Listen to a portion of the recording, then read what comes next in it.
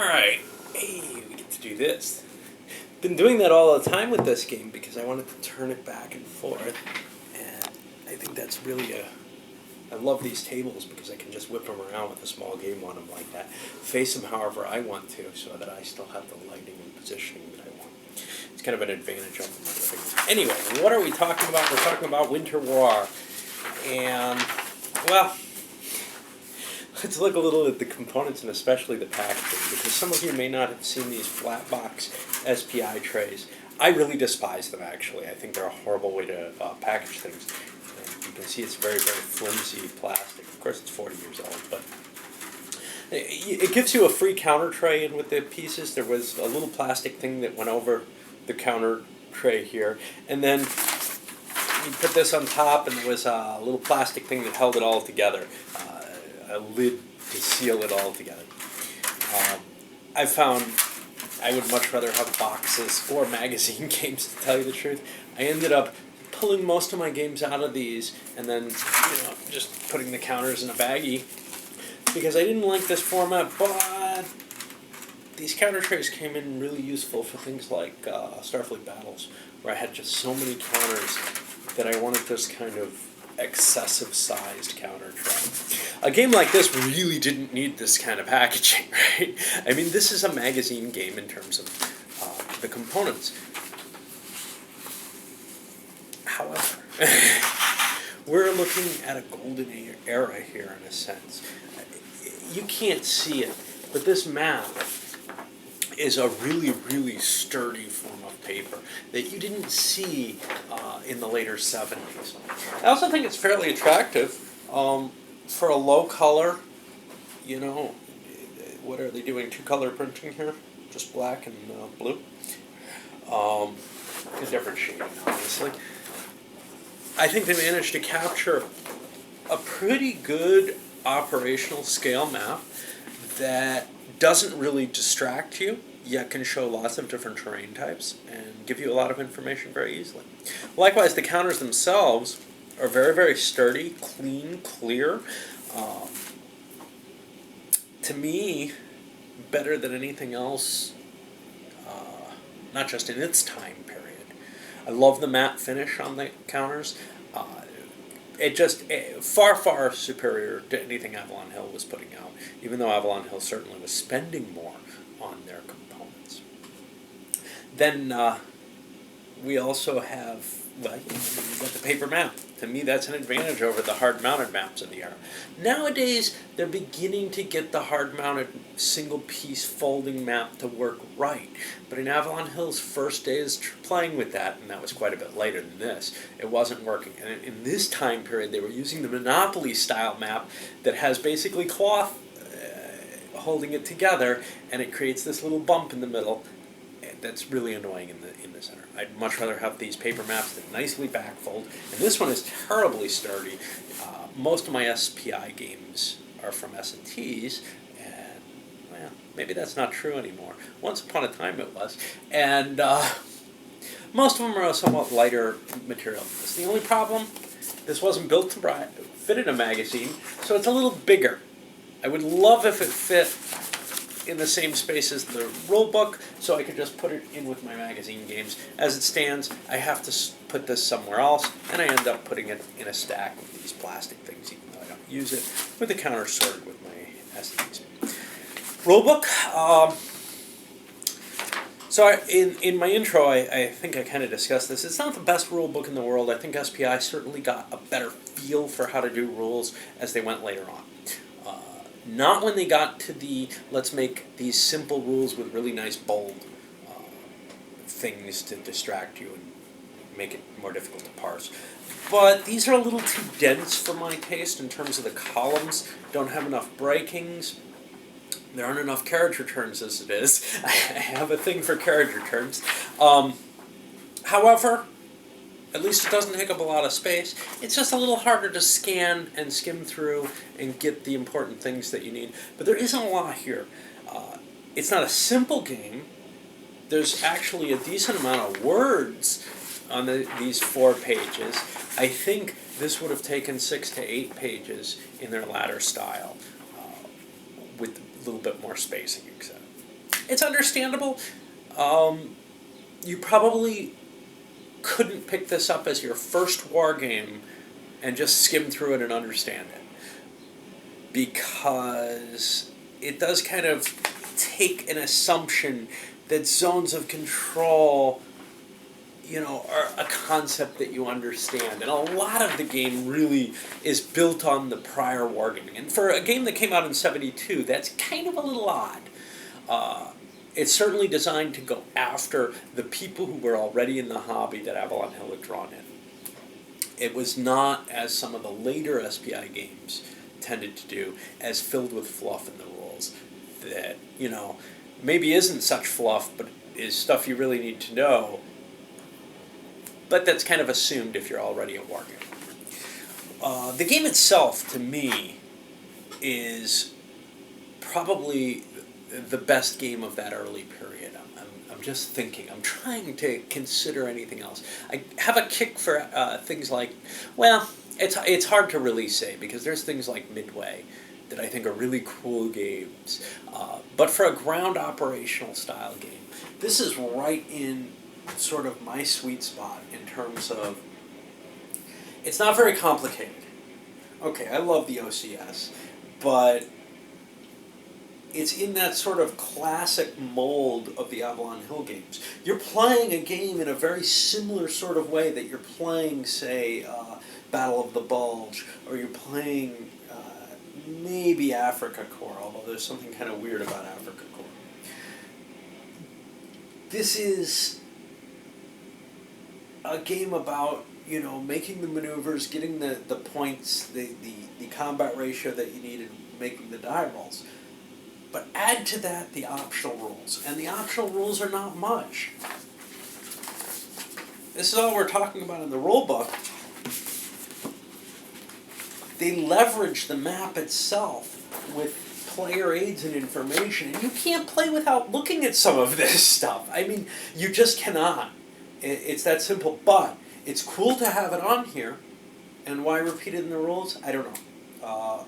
I might have mixed views on that. I've sometimes said, damn, I hate it when the player aids, are required. Well, it kind of depends on how required they are. If I'm left with questions and I don't know where to find the answer, and there's a multitude of player aids, then it becomes a problem. But here, it's pretty obvious. If I don't get it here, it's got to be on here, and there's only one place to look. And it is an optional rule there. But also you have your setup and everything else, instead of expending that extra effort to write things down in an additional place. Of course, that extra space that they use up on here, well, damn near could have gotten it into if you get rid of that. So I've got mixed views on the decision there to place it like this. Now, oddly, this was released in S&T number 33. Maybe it was released in a different format? I'm not sure. Because this map, could it have been folded differently? I wonder if it was as sturdy as well. I would have rather had an S&T version, if the component quality was the same, and I'm assuming it was, if it folded up nicer. Because the pre-folds in this just kind of annoy the crap out of me when it comes down to it. But as a game, there's not a lot that this adds. It doesn't, really say, oh man, this is just totally something new to the field. It is really very similar to those Avalon Hill classics. You've got some differences, and they're not groundbreaking. SPI had already started these. Their combat result chart is a little less bloody, because it includes retreats instead of, and no effect results, instead of just the eliminated results. What's very interesting in here is the fact that you have no advance after combat. That's kind of cute. The particulars of the supply situation, the fact that it's not balanced. It's an asymmetrical supply situation. The Russians have to worry about their headquarters and the number of units they have in supply, whereas the Finns sort of are in supply no matter what. They can get cut off if they leave Finland. But they don't have to worry about headquarters units. They don't have to worry about their supply line length and things like that. They're much more flexible force. What else do we have here? Victory conditions, which require the attacker to really be on the attack. I don't think that's anything special. The difference in stacking, the terrain being different. I mean, there are a lot of little things here. I read somebody saying, oh, this wasn't a groundbreaking game. I'm not so sure about that. I think it was. I think there are a lot of little ideas in this game that maybe didn't get carried on anywhere, but were groundbreaking in the sense that, so later you start to see, I think, some games that followed in certain areas of the world. Nothing's really coming to my mind offhand, but the stacking is different on different parts of the world. I'm trying to think if that's, it's usually a different scale map, something like the Advanced Third Reich, Empire of the Rising Sun, or, presumably, trying to think of the other one, Axis Empires, which also has different scaled maps. Here, though, it's reflecting the weather and the inability to deal with hexes, but in a lot of the later games that started coming out right around 1980, you do see you can stack 4 units per hex in the clear and 2 units in rough terrain. That kind of distinction being put in that didn't used to be there. And this may be the first game that shows that kind of feel. I'm not sure. What else does it manage? Well, the no retreat, the no advance after combat is, and this advance before combat in certain special retreats. I'm not at all convinced the retreat before combat is probably not a new thing at all. I would imagine somebody's managed that before this. But the no advance after combat is kind of a weird aspect to this game that changes the whole flavor of it. You're used to, I make an attack, then I advance, then I make an attack, and I advance. Well, here you can still kind of cut somebody's supply by making an attack on a unit through which the supply to the other unit's going to be traced, and then you can, have their strength. But you can't kind of cut units off as in some games. And in some games, the supply status is judged at the beginning of combat, which doesn't appear to be here. Anything else really exciting here? The rail movement, but I think that's existed before easily.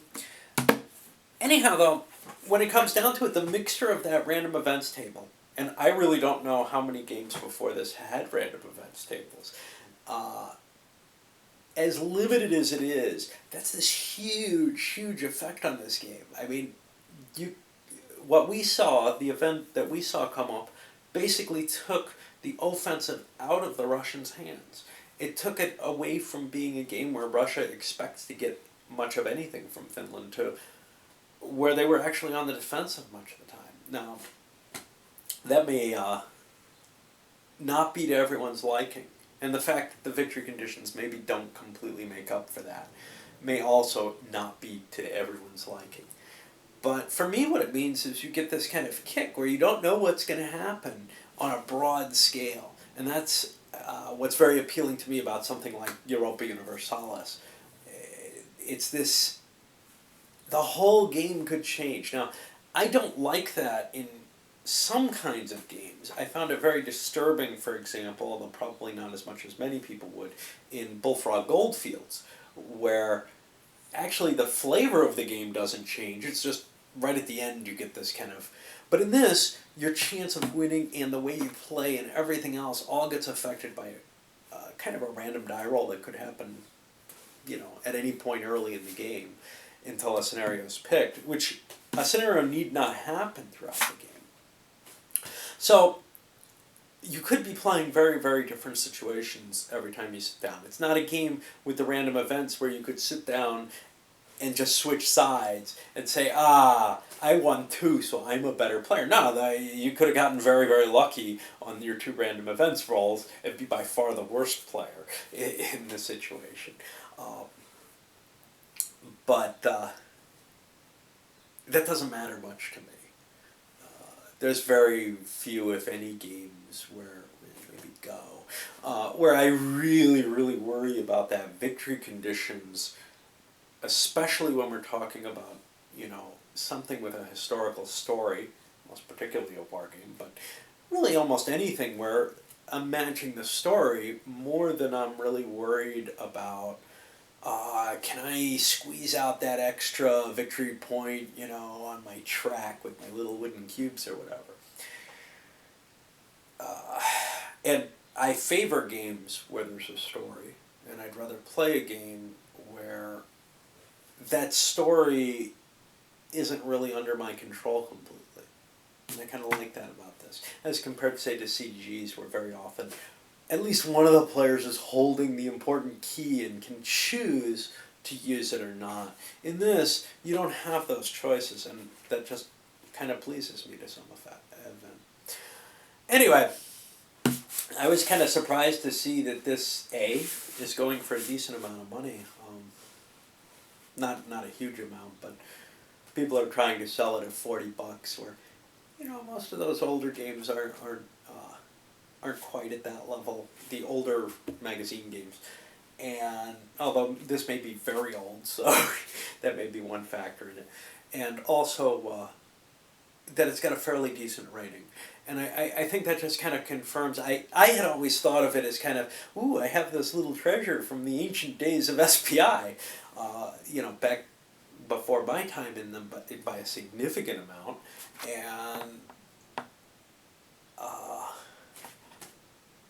it turns out that there's a lot of people who share my view on this one, which isn't always the case. I mean, when you look at things like Tito, I kind of like that, and it's got really horrible ratings and things like Crusades and stuff. But this one, I seem to be in agreement, and I can kind of understand why, because not only does it have the thing that I like, which is this randomness and easy, it has this ease of play that the classics of the era had, and it also, still does open up a lot of different strategic possibilities. There's a lot of different changes that you can make. The Russians, have the option of launching a strong attack against the Mannheim line, or trying to focus more here, although that's hard without the event that I got that raises the value to 90. Or they can try to push through in the north and gain control there. Or they can try all 3 like I do. And in a sense, trying all 3 is almost a necessity, I think. It's just a question to what degree that you're going to balance your force. Because if you don't try all 3, the Finns can kind of disrupt you by their setup. So you have to at least have some force in all places, which isn't at all unreasonable. And you're fairly limited as to what you can have where by your supply centers, which kind of affects what the Finns are going to do. You also have that interesting little concept, not just of stacking, but of certain units just not being able to go below this, above this color line in the north, the heaviest units in the game. You have the cute little ski units that don't do much. Was there a game before this that had essentially little supply cutting units that couldn't fight? I can think there's Desert Raider type units in Africa Corps. They have a strength point, but they essentially are very, very similar. But in this, it's just explicit. This unit has no combat strength. If you attack, it's eliminated if it doesn't withdraw. It's just, again, a neat little piece. And I can't think of another game that has something like that until we get to the Desert Fox, which is around 1980, with its long-range reconnaissance units that have a 0 combat factor and are really only used to capture supply dumps and such. And then you're going to see things kind of like that in the OCS, obviously, because I completely contend that that thing is derived from Desert Fox. It's an improvement on it, but it's the same supply idea in a lot of ways. There's changes, but similar combat systems. It's just too much of a similarity to say that they're not related. I have to put that thing up. The question I've always had, of course, is Campaign North Africa the progenitor of these ideas, or was it Desert Fox? Because I could see where the OCS shares a lineage, and that somebody didn't really look at Desert Fox, but did look at the ideas in Campaign North Africa and said, let's make this playable. Well, somebody already made it playable. All right. So this one I would definitely recommend if you can get your hands on. I would say it fits with just about any kind of wargamer. I think just about any kind would enjoy this. If you're a pure, heavy, big monster gamer, yeah, maybe you're not going to like it. But, even in that situation, you still got to like some lighter things, I think. I don't think that there are many gamers who will snub their nose at a really good light game. And this one, to me, blows away the other stuff that was happening in the same time period. I think this is a really cute and fun game. And if you don't like the randomness, you still have a pretty solid classic style game with some little twists and some oddness in terms of what you have to do. It may be a little bit, in the South, too static for some players. But the North gives you a lot of room to maneuver around and play with, your weird kind of maneuver actions. And, again, because it's asymmetrical, the Russians have to do things in a way that the Finns don't. Adds a different layer of complexity to the whole game when two people have to play in slightly different manners. All right. Let's send this one up, and damned if I know what's coming up next.